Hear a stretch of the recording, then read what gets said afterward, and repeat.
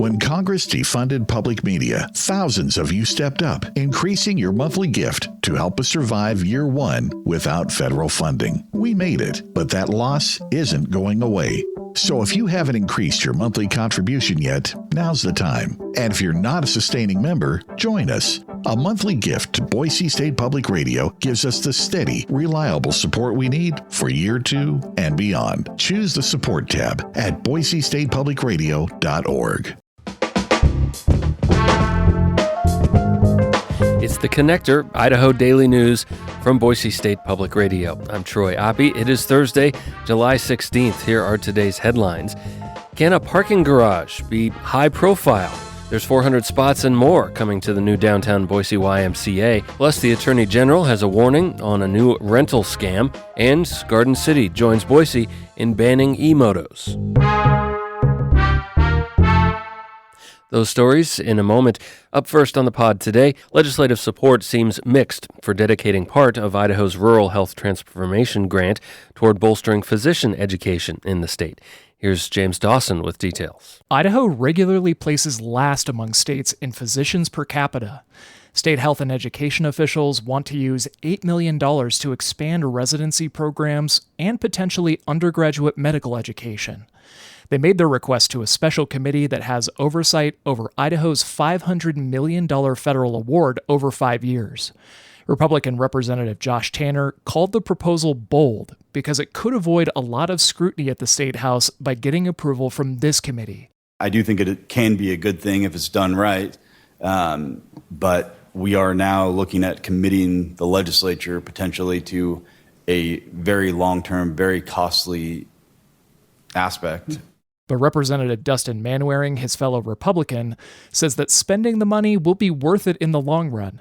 I think we have an opportunity here by making these investments now to keep more dollars in Idaho and to keep, Idaho at the table as we build out medical school options. The committee didn't make a decision Wednesday. It'll meet again next month. James Dawson, Boise State Public Radio News.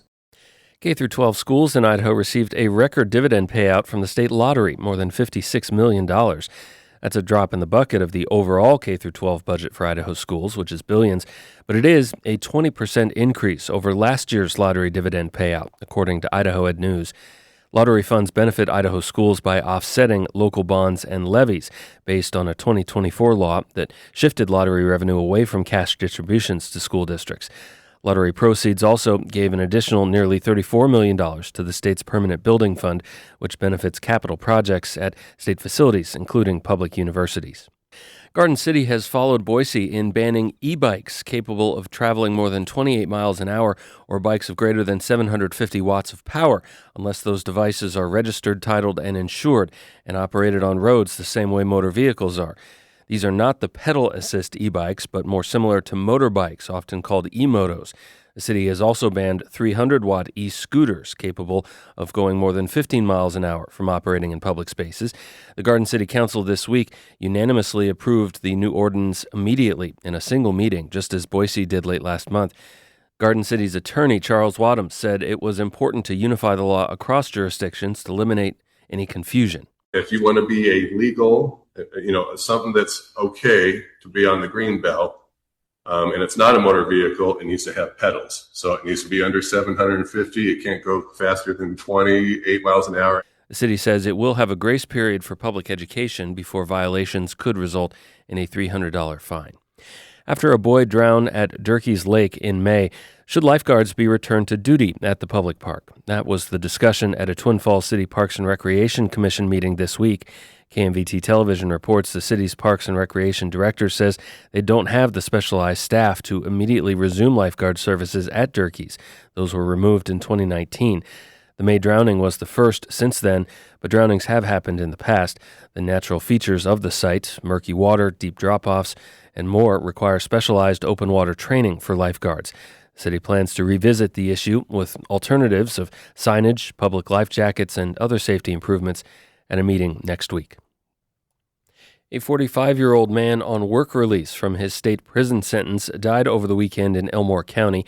The Idaho Statesman reports the identity of the inmate has not been released, but he was on work release from the South Idaho Correctional Facility near Kuna and assigned to the J.R. Simplot Company through a partnership the company has with IDOC.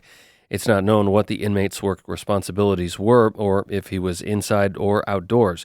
OSHA, the Federal Occupational Safety and Health Administration, is investigating. There will be a groundbreaking in Boise today for what will become one of the highest-profile parking garages in the Treasure Valley.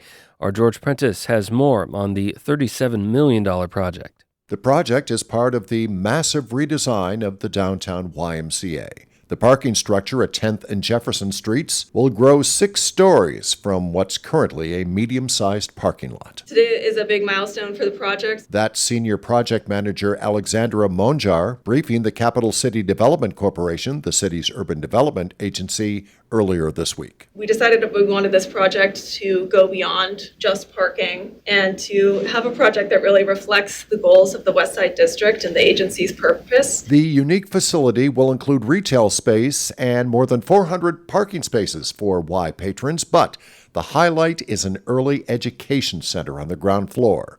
Along with the recently opened Micron Early Learning Center at the Y, the city's west side will have a significant bump in child care options. George Prentice, Boise State Public Radio News. Today's groundbreaking is set for 10 a.m. Construction begins next week. The project should take about 16 months to complete. Boise High grad Matteo Jorgensen is pushing on at the Tour de France despite feeling, quote, under the weather. That's according to Team Visma Lisa Bike director Mark Reif, as reported by CyclingNews.com.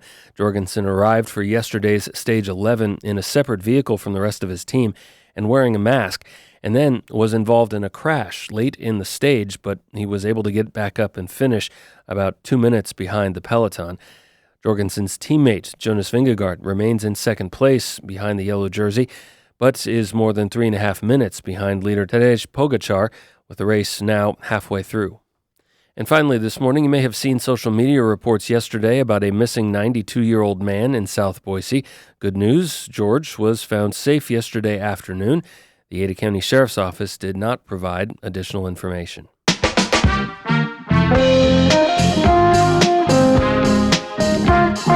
And that's your Connector for this Thursday, July 16th.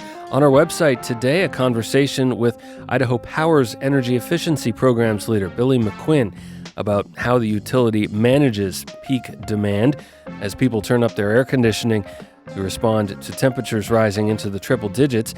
We'll also learn about the Cool Credits program. That's at BoiseStatePublicRadio.org. I'm Troy Oppie, back again tomorrow with another episode of The Connector. And until then, make it a great day. Each story you hear on Planet Money starts with a question. What happens if we refund tariffs? Why are groceries so expensive? At NPR, we stand for your right to be curious, because the forces shaping our world can be hard to see. Follow NPR's Planet Money wherever you get your podcasts and start seeing how the economy really works.